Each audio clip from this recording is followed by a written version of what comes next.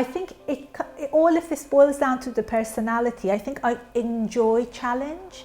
So as a person, I'm not the type of person who would like to just put my feet up and do nothing. I'm always working really hard. I'm always looking forward to a challenge, waking up early, having things in order. I think the greatest things that give me pleasure and relaxation is to be able to sleep well at night, and that's when I do my job very well.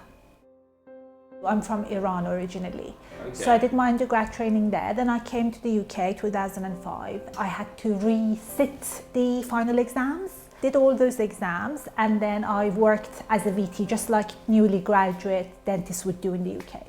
And then I just carried on working in general practice. At the same time, I was doing a lot of postgrad training. I always liked to develop, learn new things. And then I was a general dentist for 10 years in the Southwest, and just got to a point where I thought I want more out of my career. I want to become better at what I do. I always care a lot about what I do. So for that reason, I decided to go and become a specialist. And a specialist means that you actually have to train significantly more. So the undergrad dentistry is 5 years. To become a specialist, you have to do another 3 years full-time training.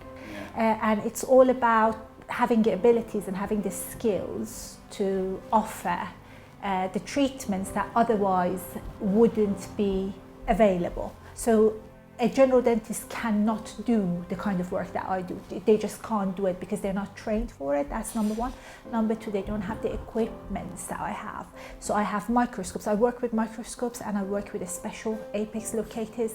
I work with the CBCT scan. Without these, even me with all my training, I wouldn't be able to perform certain treatment. The favorite thing is being able to save teeth that otherwise have to be extracted. People should be able to have their own teeth. And that's basically where we come in. What we do, we're dealing with bacteria. So when the bacteria is settled in the tooth, obviously the sooner you can get to it and do something, the better. It will be a higher chance of success. As soon as you mention the word root canals, people think it's, oh gosh, it's going to be so painful. Whereas actually, I strongly believe any dental procedure, if you fail to adequately numb the patient, will be painful, even as scaling and cleaning. And managing the pain is one of the biggest part of our training. So as I was training to become a specialist at the Eastman Dental Hospital in London, one of the biggest parts that we work on is to adequately anesthetize a tooth.